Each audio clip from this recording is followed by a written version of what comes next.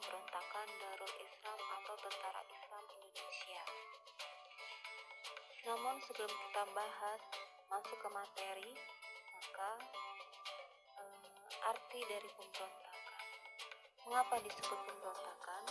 Istilah itu merupakan sebutan untuk pemerintah bagi kelompok yang melakukan tindakan-tindakan yang mengancam keutuhan Negara Kesatuan Republik Indonesia. Pemberontakan-pemberontakan ini mulai muncul tepatnya setelah pelaksanaan proklamasi kemerdekaan, dan saat ini masih dianggap oleh pemerintah masih ada, dan dengan istilah yang berbeda yang disebut dengan makar.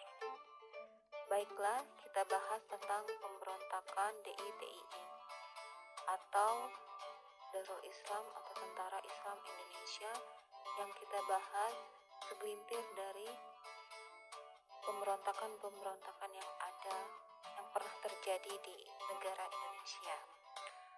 Pemberontakan DITII terjadi dimulai di Jawa Barat yang dipimpin oleh Sukarmarji Marijan Kartosuwiryo.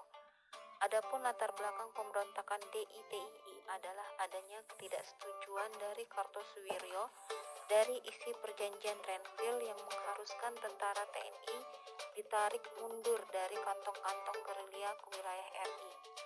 Laskar Hizbullah yang dipimpin Kartosuwiryo menolak isi perundingan tersebut. Kartosuwiryo membentuk Darul Islam tepatnya pada bulan Maret 1948 dan memproklamirkan berdirinya Negara Islam Indonesia pada tanggal 4 Agustus 1949.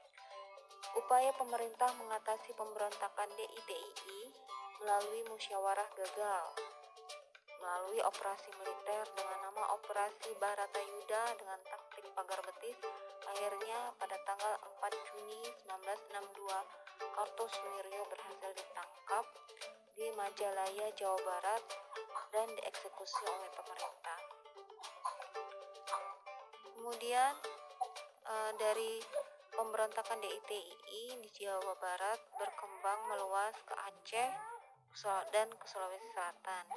Pemberontakan DITII di Aceh dilatar belakangi adanya kekhawatiran akan kehilangan kedudukan dan perasaan kecewa karena penurunan status Aceh dari daerah istimewa menjadi keresidenan di bawah Provinsi Sumatera Utara. Pada tanggal 20 September 1953, Aceh menyatakan bergabung ke dalam Negara Islam Indonesia pimpinan Kartosuwiryo. Pemimpin pemberontakan DITII di Aceh adalah Daud Biroh. Untuk menumpas pemberontakan ini, pemerintah melakukan operasi militer dan memberikan penerangan kepada rakyat untuk mengembalikan kepercayaan terhadap pemerintah.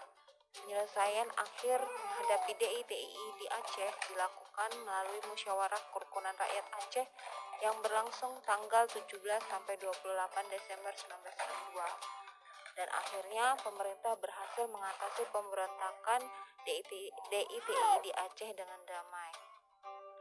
Kemudian pemberontakan DITII di Sulawesi Selatan yang saat itu dipimpin oleh Kahar Muzakar latar belakangi karena kekecewaan kepada pemerintah karena seluruh anggota KGSS Komando Gerilya Sulawesi Selatan tidak bisa seluruhnya dimasukkan ke dalam APRIS Angkatan Perang Republik Indonesia Serikat karena mereka harus melalui ujian penyaringan terlebih dahulu. Pada tahun 1952, wilayah Sulawesi Selatan mengumumkan menjadi bagian dari Negara Islam Indonesia di bawah pimpinan Kartosuwiryo karena mereka mendapat dukungan penuh dari Kartosuwiryo.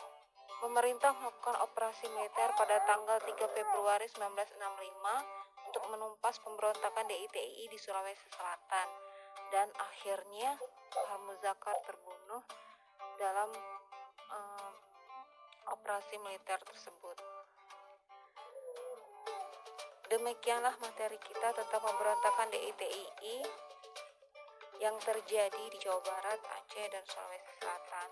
Dari pembelajaran hari ini diharapkan kita mampu mengambil hikmah bahwa menjaga persatuan dan kesatuan itu penting, salah satunya untuk menjaga stabilitas negara yang kita tempati saat ini. Terima kasih telah menyimak. Sampai berjumpa kembali pada pembahasan materi yang berbeda di waktu yang berbeda. Wassalamualaikum warahmatullahi wabarakatuh.